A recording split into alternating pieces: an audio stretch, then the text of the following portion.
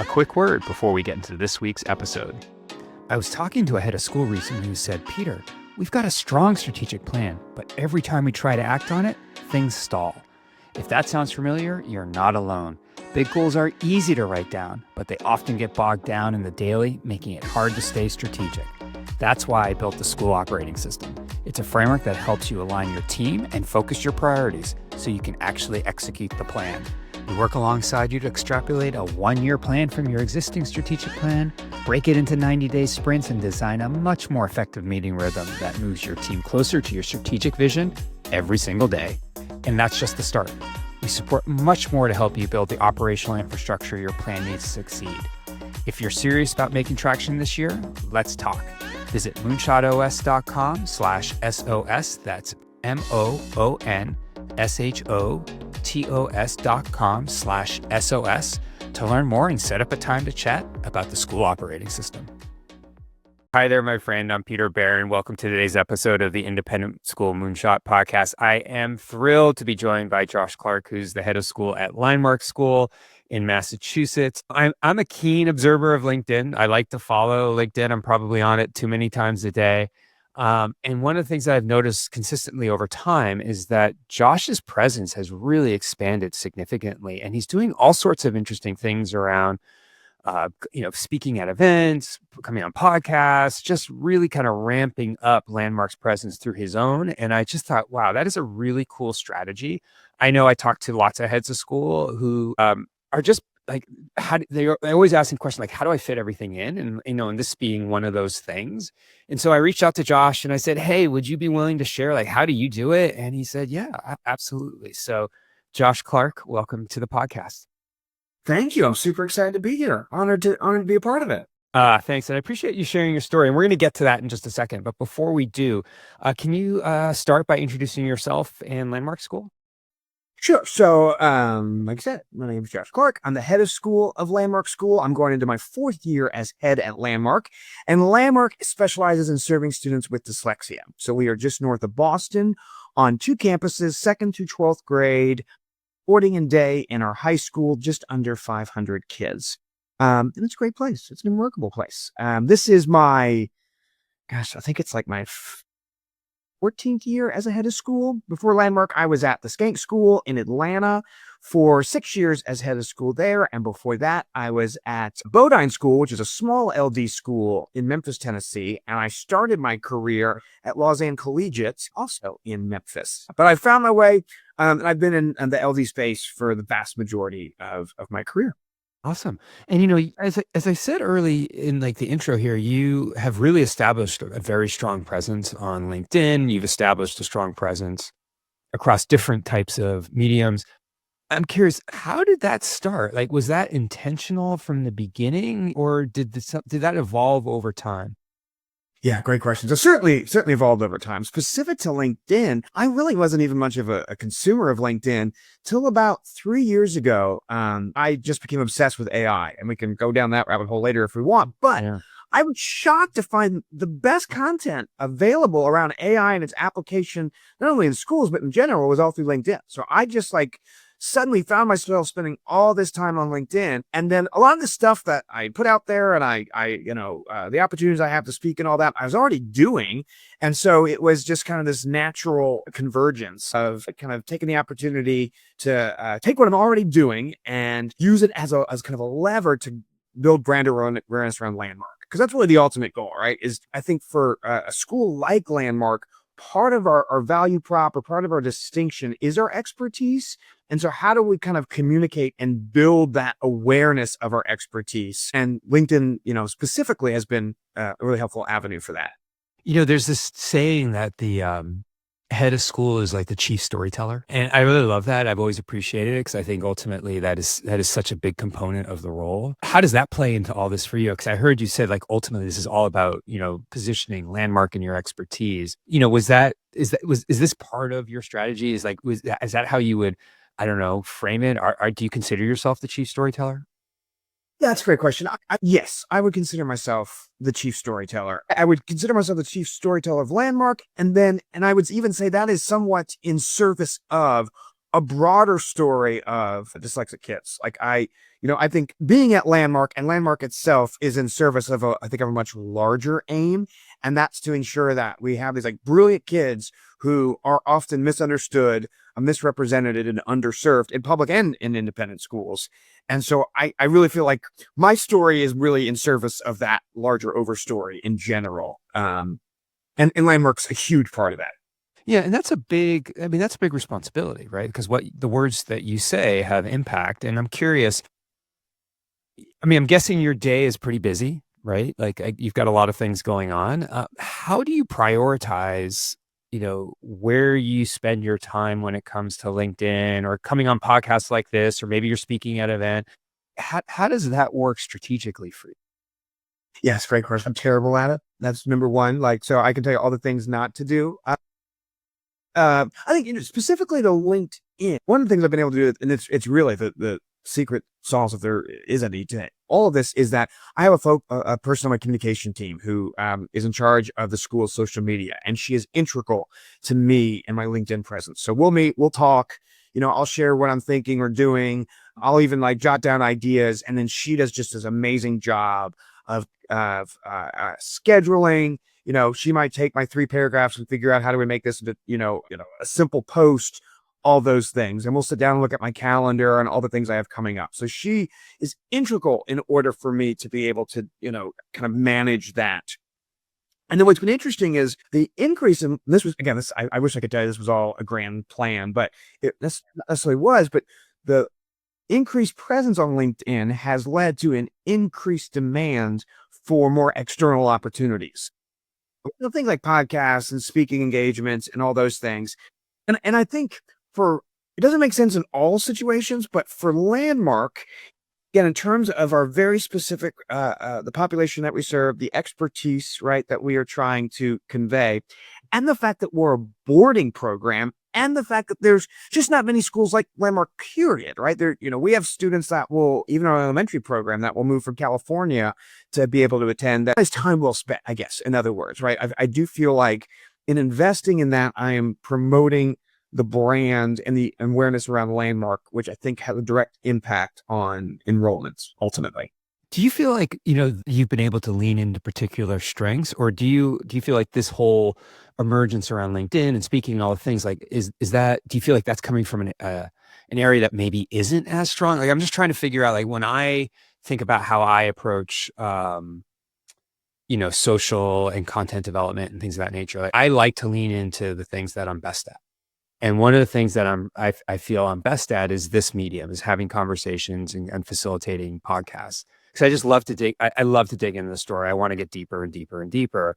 So I'm curious for you, like, where did that come from? Like, what is the thing for you that you've been able to amplify, or maybe an area that you've built that you didn't realize was even a strength? Yeah, it's great questions. So I'm dyslexic myself, right? So throughout school was not necessarily that kind of traditional path to success. So in retrospect, I got really good at talking. I got really good, right, at not selling, almost being on stage, right, as a distraction from, this over here. So doing things like this, doing speaking engagements, all that, it's really easy for me. That does not take a lot of prep. And in fact, I do better without prep. I'm not somebody that can sit and read a speech out loud because I'll just absolutely freeze, because I really struggle with reading aloud. But I have no problem. Like, if I know the story and I know the main ideas and I know what I want to get to, I have no problem doing that. At the same time, that's why I do benefit by having somebody a lot more organized and thoughtful and methodical around, like, the LinkedIn thing. I would go 2 weeks and never post if it was just up to me to, like, wait for the inspirational moment. So that's been a really good partnership. This would be harder for me if every presentation, every conversation, all that required a level of prep. I'm unfortunate it just doesn't for me. So how do you then work with your communications office? Like, are you meeting with them once a week? How are you brainstorming ideas? Like, what does that process look like?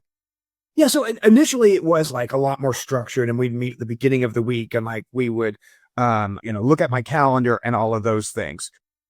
We're almost 2 years into it now, so now it's not quite as intentional in that sense. It's still very intentional. It's not quite as labor intensive, right? Because now we have a rhythm. We know what to expect. So last week I was at Fast Company. conference, and like I'm sitting there sending her like notes and ideas as I'm listening to Brene Brown, kind of thing.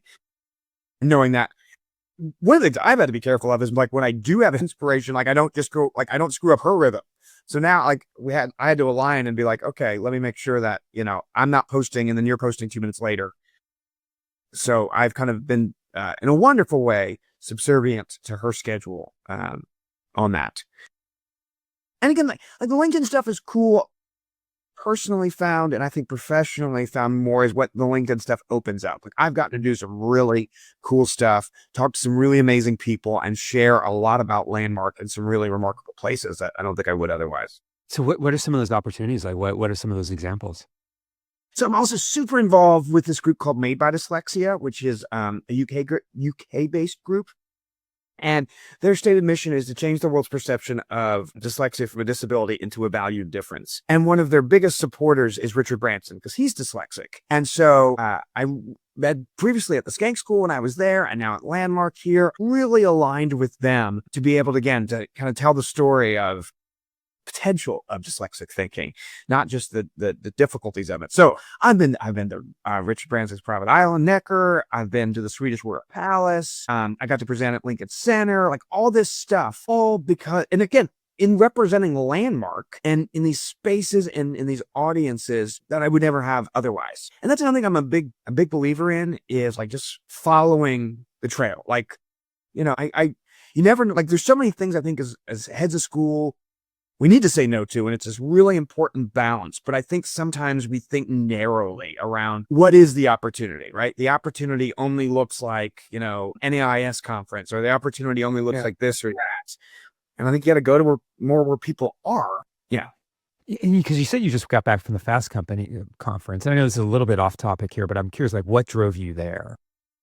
So that's a great question. So I actually, I'm really good friends with Dr. Brett Jacobson, who's now at SAIS, who was at Mountain. Right on the pod. Yeah, all the time. Yeah. Yeah.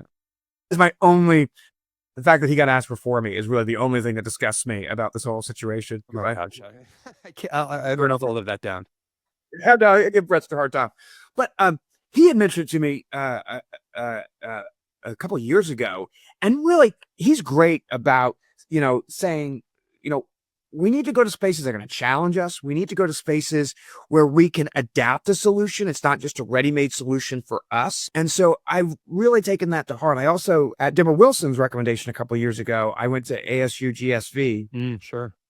Which, again, just the sheer size of it was overwhelming to me. But I think we need to spend more time in spaces that aren't predictable, right? NAIS is amazing. I'm the chair of the International Dyslexia Association, so I'm super involved, and that's all really cool. But I get to see people I know and I love, and I get to reaffirm what I think, but I don't necessarily get challenged in the way where I go to a space where I don't know anybody, I'm not super comfortable, and I have to make a translation. And I think that's where I get, a lot of great ideas. That's such a great point. I think I'm cut from a similar cloth. I really like to get pushed by other industries and other ideas.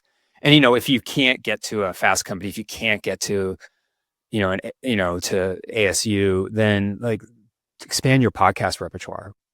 Yeah. Yeah.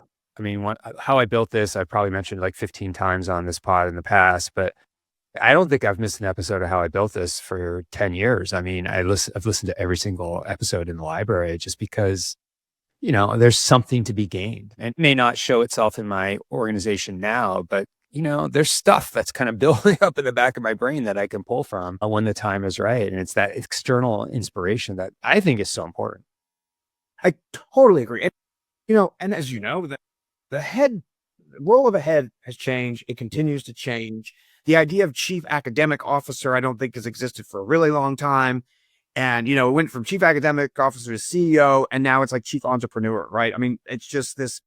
So I just think we gotta recognize that and challenge ourselves in that, and learn, outside of our own, over our own kind of echo chamber. Like at some point, it's no longer helpful. Well, and that entrepreneurial point that you just made is so important, but it's also really uncomfortable for people.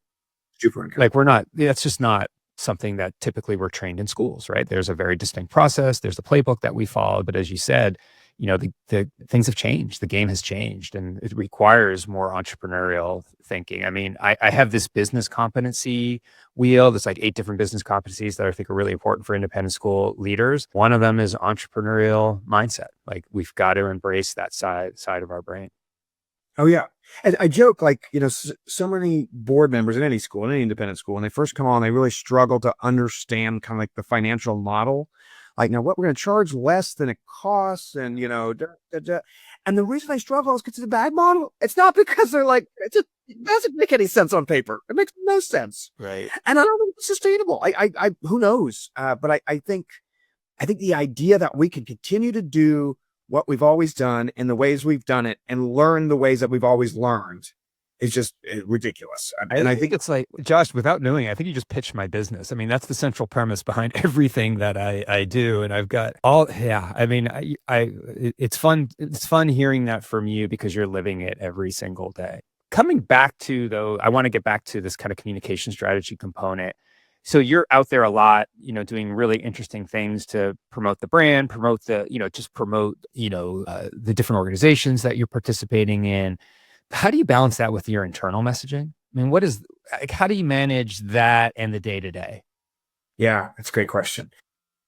Oh, it's a great question. I'm fortunate. So Landmark sits on 2 campuses, and I have heads of each campus, right? So I have folks that are amazing and wonderful and highly equipped that are running the day-to-day of the school operations, right? So I always say I could be gone the entire year and no one would even notice because we are so well equipped, right?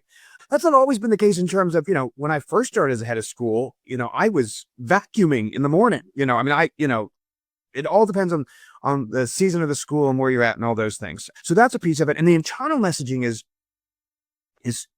I think been really something I've been thinking a lot, especially as I transitioned to Landmark 3 years ago, now going into my 4th year, and kind of my message and my story around what it means to be LD and dyslexic and all these things was not in competition with, but was different than kind of the traditional story that had been told. And so I've had to figure out, how do we marry these things? How do we pace these things? And I think we've come a really long way. And I also think it could serve each other. So like another example is I am obsessed with AI, right? So I talk a lot about AI. I talk a lot about LD and AI and what this means, because I think there's layers upon layers upon layers, but especially for kids who learn differently. Landmark has not historically been a tech powerhouse at all. It's almost been adversarial to technology. So I come in here and I'm evangelical about it. And at the same time, it's not necessarily something that is in the instinct of the institution. But my conversation about it's going out and talking about it, I think, has internally impacted the way that we think about it in a really positive way. Me being able to tell the story and really test and really refine my thinking about it has really externally has served me internally, right? Because now I could come and we have conversations about what does this mean? What are the implications and all of these things? But it is this balance. Like I'm constantly trying to balance kind of my own kind of personal feelings and my own personal experiences with that of the institutional realities. Or how do I make sure that I'm not misrepresenting? And now a word from our sponsor. Leading a school today can mean juggling a dozen different systems across offices, finance, fundraising, marketing, enrollment, and academics, all pulling your attention in different directions. At Blackbaud, we believe it shouldn't be that way. That's why we built Blackbaud's Total School Solution. It's a fully connected solution designed for private and independent school leaders who want a clear view of their entire operation. From tuition to transcript to donation, you get one ecosystem, one login, and one source of truth. This isn't about more software. It's about smarter strategy. When your systems work together, you spend less time chasing down data and more time leading. Want to see what Blackbaud's Total School Solution could do for your school? Visit blackbaud.com. That's BLACKBAUD.com to learn more. So what are some of the things that you've done that have allowed you to be successful there? So I think part of it is first kind of I shouldn't be giving a message or sharing a story or making a point externally that we have not cultivated internally. Oh, that's great. Again, it's always perfect. Yeah. But I definitely don't. My kind of one litmus test on this is if an internal person ever attended an external talk, there should be zero surprises, right? And it's not that they agree. They make like, I actually think that's ridiculous, but that does not at all surprise me that Josh would say that, or that is how this would be represented. And when I talk externally, unless I am there on behalf of Landmark, but I am talking more about dyslexia research, LD education, not what happens in third period at our school. I'm talking about the underpinnings of what inform third period, but it's not a Landmark commercial because I don't think anyone's interested in a Landmark commercial. Yeah, that's so now that you're doing all this really important work, you're getting out there, you're sharing the messages, you're balancing external versus external.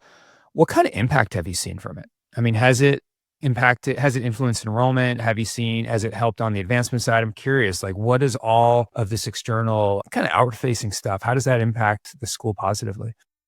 Yeah, it's a great question. I definitely think, without question, it has helped build and maybe rejuvenate brand awareness. Mm.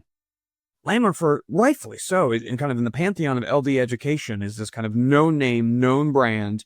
It's one of the first high schools. They were doing really cool things in the 70s and early 80s. And literally wrote textbooks that are now used in LD education, and hadn't been on the road for a really long time. Like, hadn't really, Landmark was known, but no one knew Landmark, if you will, right? I think that's been really, really important. I think it has had a positive impact on enrollment, both in terms of, I know of a handful, maybe it's more, but there are definitely folks that found their way to Landmark via my external presence, or our external presence, I should say, right? They were like, okay, and I always think of it as like, I think for an LD school in general, it's so important. We're not going to, traditional marketing doesn't work for us. Putting an ad in Parent Magazine or whatever it is, you don't know you need it until you need it, right? I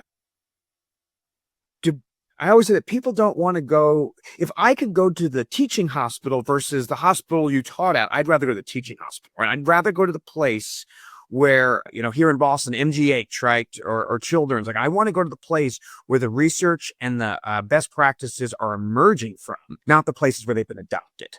And so I think that's really important for us. And I think in LD schools in general, the more we give away, the more that we get. Because again, we're serving a slightly different value proposition. I would argue that that's probably true for any segment of the school market. The more you give away, the more you're going to get. I mean, it's all about it's brand positioning in so many ways. Right. Yeah. But so often we get so like, I joke, like, earlier, we went from chief academic officer to CEO to now entrepreneurial. And that is all true. And also, I think so often we take ourselves way too seriously and we act like we're like in charge of Apple, right? And like, as if there's like these brand secrets or this, yes, I completely agree. And I think sometimes we're hesitant in silly ways, as if, we have some kind of IP that we don't want anybody to know about. When you think about the last few years of really kind of intentionally putting yourself out there on LinkedIn, growing your presence, all these opportunities, all these things, as you reflect on it, like what are your takeaways about all of that? Great question. So one takeaway is there's a need. It's a void, right? And it's not that, I'm filling the void, but there's clearly a need for more education, more awareness, more support in this particular area. Not a big surprise, but reassuring that, right, that the demand is there. I am constantly trying to figure out and do a better job of not just saying yes to everything. Like, there's a little bit of like a FOMO, right? If I say no, the next opportunity won't come, right? So I am trying to be much more thoughtful about what makes sense, what may not make sense. And for me, like, last year I went to Des Moines to a conference of 100 people in Iowa of largely public school teachers, because they needed someone to come talk to them, right?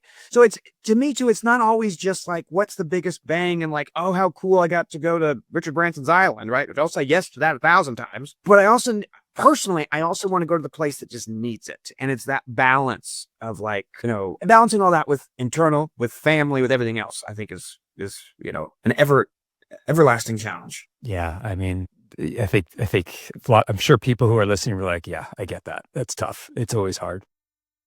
It's only getting harder. Hey, couple questions as we begin to wrap up. Imagine that one of your colleagues, a head of school, called you and said, Josh, I really like what you're doing, but I have no idea how to do it. What advice would you advise? Like, where should they start?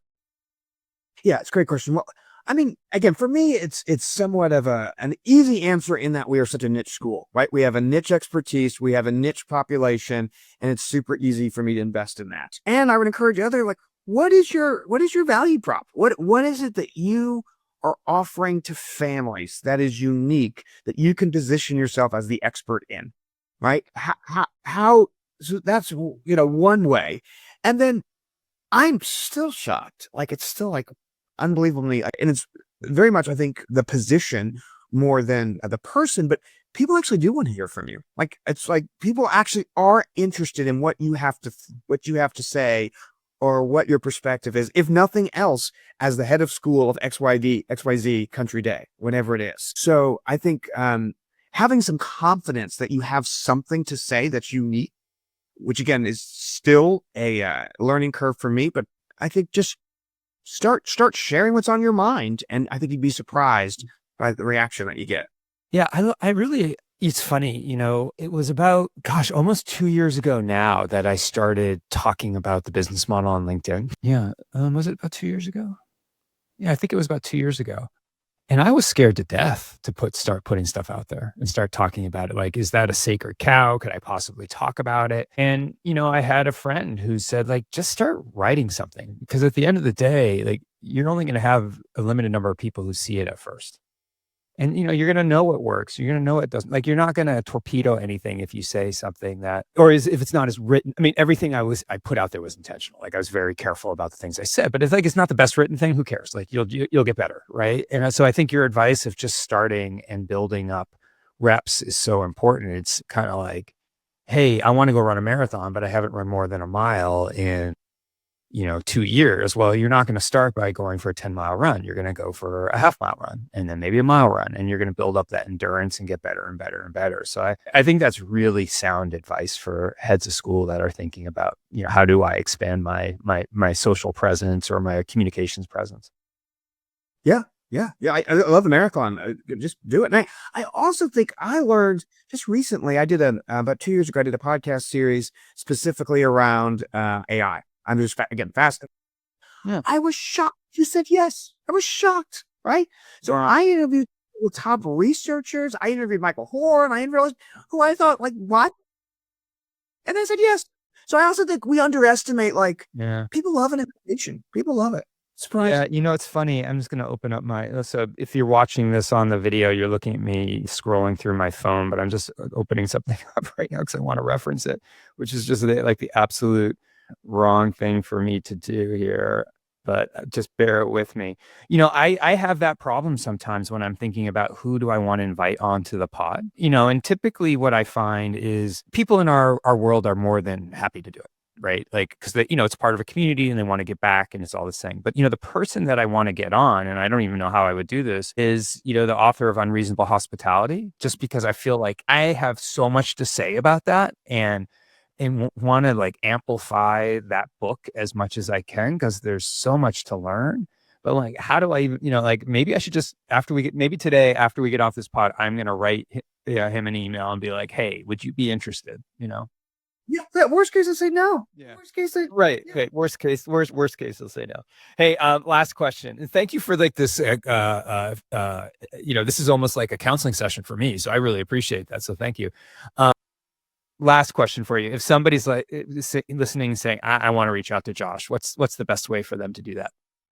Oh, you're welcome. Like, find me on LinkedIn or just email me directly at school, dclark@landmarkschool.org. Super easy. Awesome. Fantastic. Josh Clark, head of school, Landmark School, just outside of Boston, Massachusetts. Thank you for sharing your story. I really appreciate it. Thanks for having me. This was great.